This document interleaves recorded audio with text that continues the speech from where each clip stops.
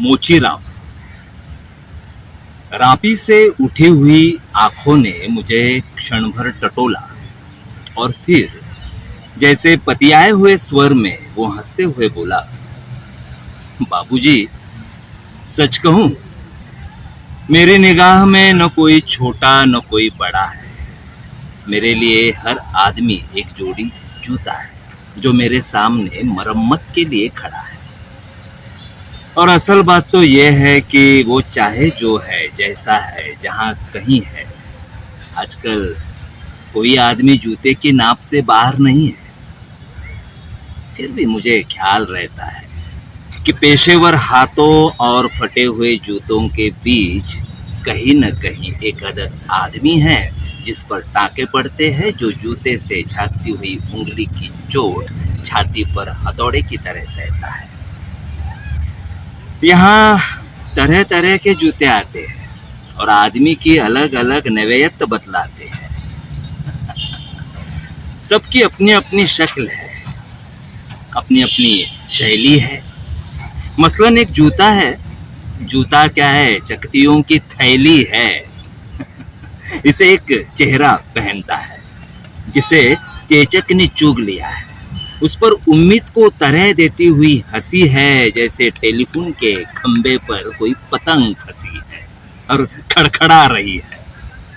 बाबूजी, इस पर पैसा क्यों फूंकते हो? मैं कहना चाहता हूँ, मगर मेरी आवाज लड़खड़ा रही है। मैं महसूस करता हूँ भीतर से एक आवाज आती है, कैसे आदमी हो, अपनी जाति पर थूकते हो। आप यकीन करें, उस समय मैं चकतियों की जगह आंखें ताकता हूँ और पेशे में पड़े हुए आदमी को बड़ी मुश्किल से निभाता हूँ।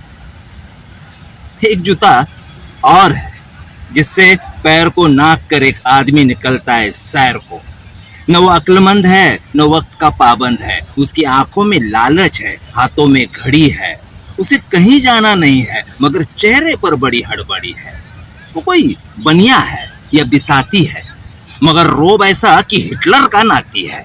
इसे बांधो, उसे काटो, हिया ठोको, हाँ वहां पिटो, घिसा दो, ऐसा चमकाओ जूते को कि ऐना बनाओ। उफ, बड़ी गर्मी है यार। रुमाल से हवा करता है, मौसम के नाम पर बिसुरता है। सड़क पर आती जातियों को बानर की तरह घूरता है। गरज ये कि घंटे भर खटवाता है, मगर नामा देते वक्त साफ नट जाता है। शरीफों को लूटते हो, वो गुर्राता है, हाँ, और कुछ सिक्के फेंक कर आगे बढ़ जाता है।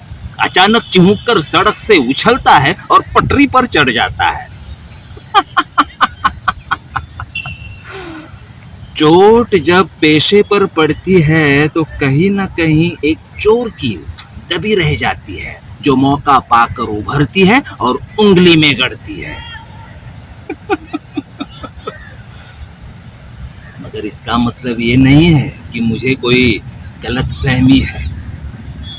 मुझे हर वक्त ये ख्याल रहता है कि जूते और पेशे के बीच कहीं न कहीं एक अदद आदमी है जिस पर टाके पड़ते हैं, जो जूते से झांकती हुई उंगली की चोट छाती पर हथौड़ी की तरह सहता है। और बाबूजी, असल बात तो यह है कि जिंदा रहने के पीछे अगर सही तर्क नहीं है तो राम नामी बेचकर या रंडियों की दलाली करके रोजी कमाने में कोई फर्क नहीं है। और यही वो जगह है जहां हर आदमी अपने पेशे से छूटकर भीड़ का टमकता हुआ हिस्सा बन जाता है। सभी लोगों की तरह भाषा उसे काटती है, मौसम सताता है। अब आप इस बसंत को ही लो, ये दिन को तांत की तरह तानता है। पेड़ों पर लाल लाल पत्तों के हजारों सुकथल्ले धूप में सोजने के लिए लटकाता है। सच कहता हूँ, उस समय रापी की मूठ को हाथ में संभालना मुश्किल हो जाता है। आंख कहीं जाती है, हाथ कहीं जाता है। मन किसी झुंझलाए हुए बच्चे सा काम पर आने से बार बार इनकार करता है। लगता है कि चमड़े की शराफत के पीछे कोई जंगल है जो आदमी पर पेड़ से वार करता है। और ये चौंकने की नहीं, सोचने की बात है। मगर जो जिंदगी को किताब से नापता है, जो असलियत और अनुभव के बीच खून के किसी कमजात मौके पर कायर है, वो बड़ी आसानी से कह सकता है कि यार तू मोची नहीं शायर है। असल में वो एक दिलचस्प गलतफहमी का शिकार है, जो ये सोचता है कि पेशा एक जाति है और भाषा पर आदमी का नहीं किसी जाति का अधिकार है। जबकि असलियत ये है कि आग सबको जलाती है, सच्चाई सबसे होकर गुजरती है। कुछ है जिन्हें शब्द मिल चुके हैं, कुछ है जो अक्षरों के आगे अंधे हैं। वे हर अन्याय को चुपचाप सहते हैं और पेट की आग से डरते हैं। जबकि मैं जानता हूं कि इनकार से भरी हुई एक चीख और एक समझदार चुप, दोनों का मतलब एक है। भविष्य गढ़ने में चुप और चीख अपनी अपनी जगह एक ही किस्म से अपना अपना फर्ज अदा करते हैं। मुझे भेटू नवीन व्हिडिओच्या निमित्ताने पुन्हा एकदा। आता हा आपला एपिसोड आहे हिंदी कवितेसंदर्भातला। कविता कशी वाटली आणि वाचन कसं वाटलं, अर्थातच कविता कशी वाटली म्हणजे धुमिल जी यांची कविता आहे ती आवडेलच तुम्हाला। वाचन कसं वाटलं ते सदोष असू शकतं, त्याबद्दल कमेंट बॉक्समध्ये चुका सांगा सभ्य भाषेत। बाकी भेटूया नवीन व्हिडिओच्या निमित्ताने, तोपर्यंत tata bye bye Saira bye.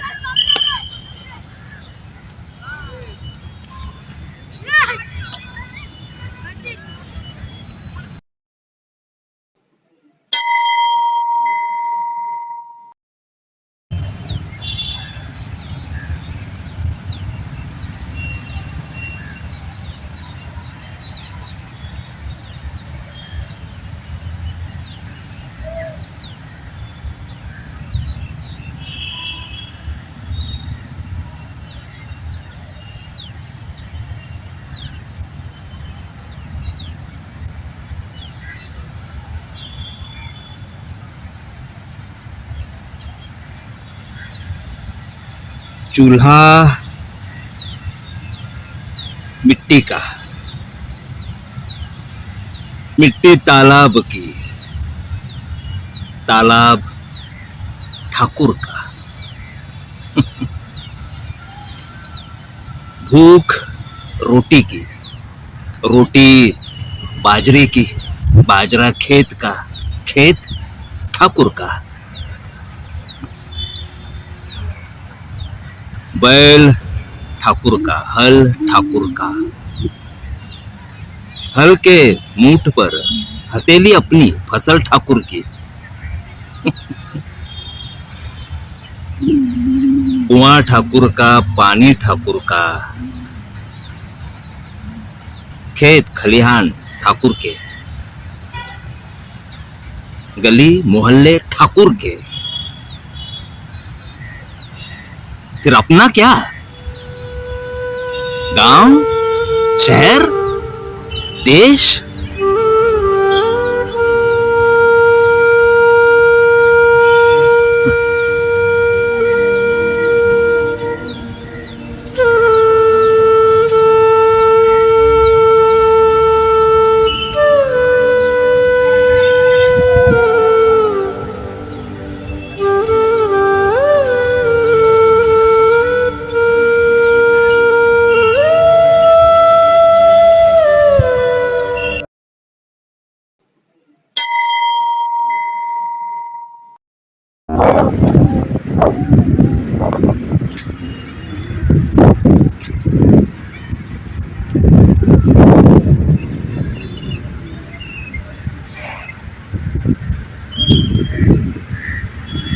लोहे का स्वाद लोहार से मत पूछो, उस घोड़े से पूछो जिसके मुंह में लगाम है।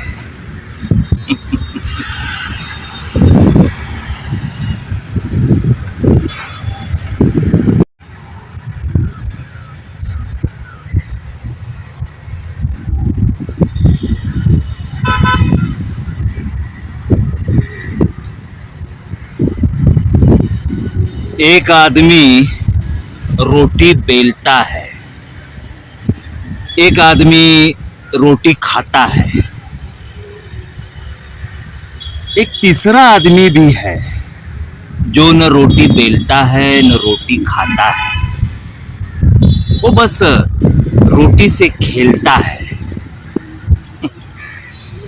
मैं पूछता हूं, ये तीसरा आदमी कौन है? मेरे देश की संसद मौन है।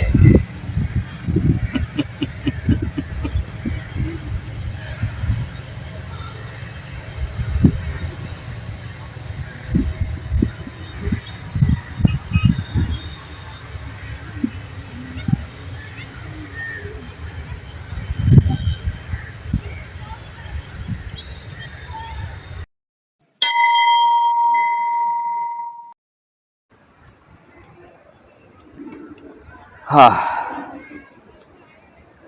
आज मैं आपके सामने जो कविता पढ़ने वाला हूँ, उस कविता का नाम है देश कागज पर बना नक्शा नहीं होता। कवि है सर्वेश्वर दयाल सक्सेना। यदि तुम्हारे घर के एक कमरे में आग लगी हो तो क्या तुम दूसरे कमरे में सो सकते हो? यदि तुम्हारे घर के एक कमरे में लाशें सड़ रही हो तो क्या तुम दूसरे कमरे में प्रार्थना कर सकते हो?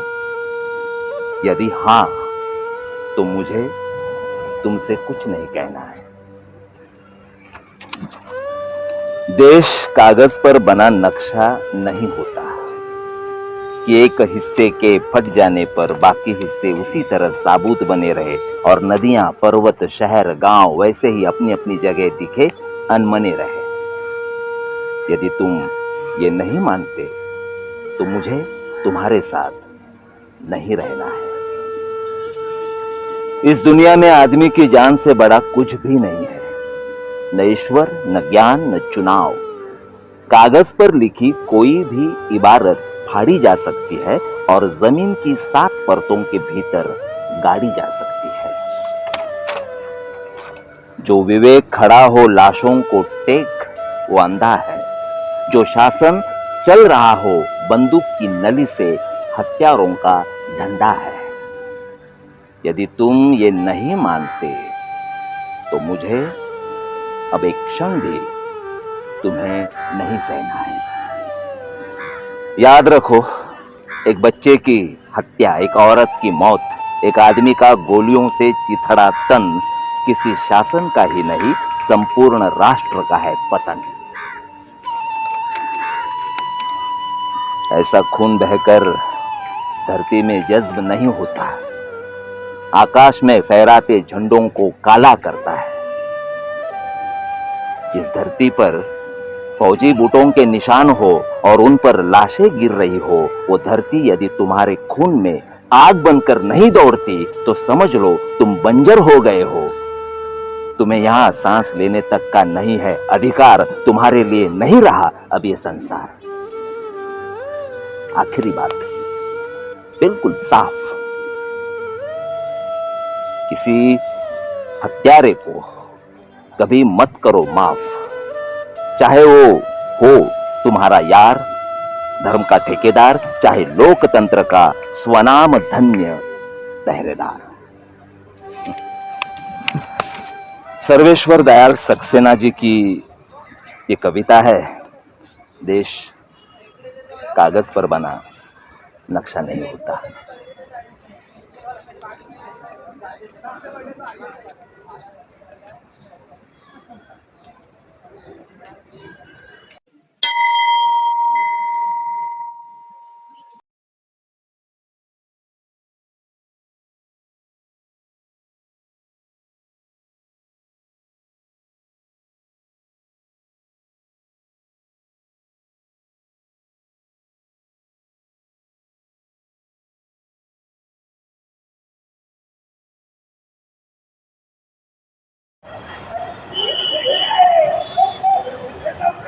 आज फिर सर्वेश्वर दयाल सक्सेना की कविता है। पोस्टमार्टम की रिपोर्ट।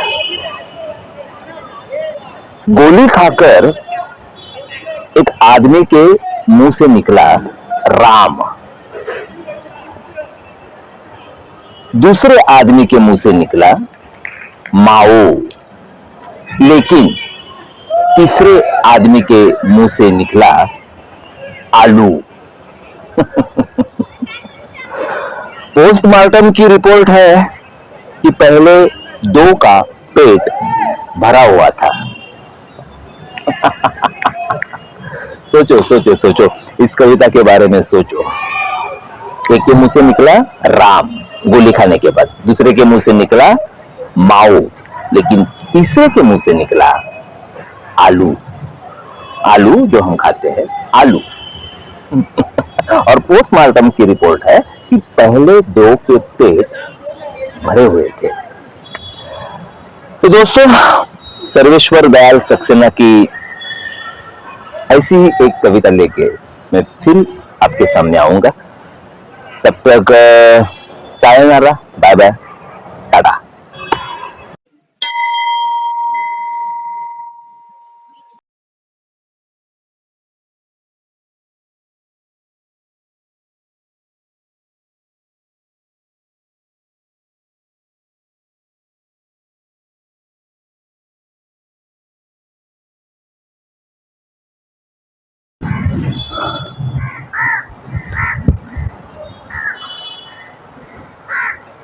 वे डरते हैं।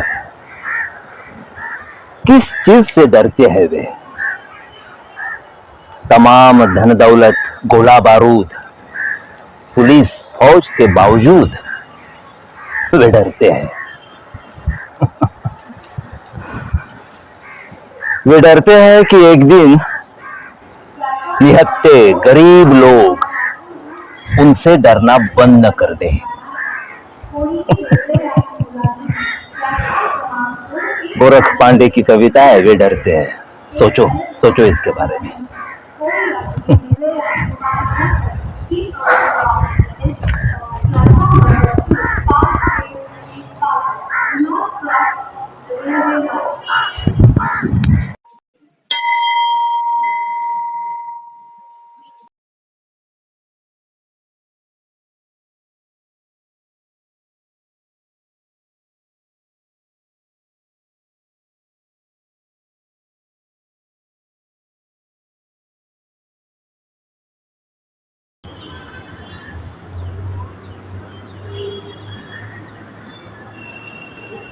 मानवता के जो दुश्मन है,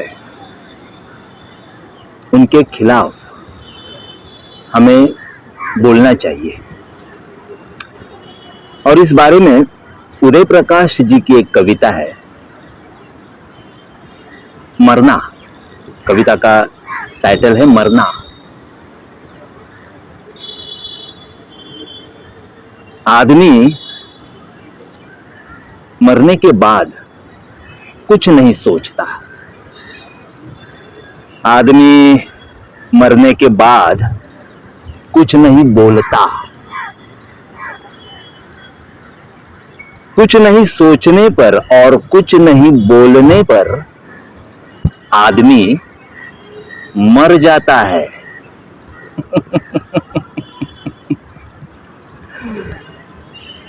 तो अभी सोचो इस कविता के बारे में, और सोचो कि तुम जिंदा हो या मर गए हो।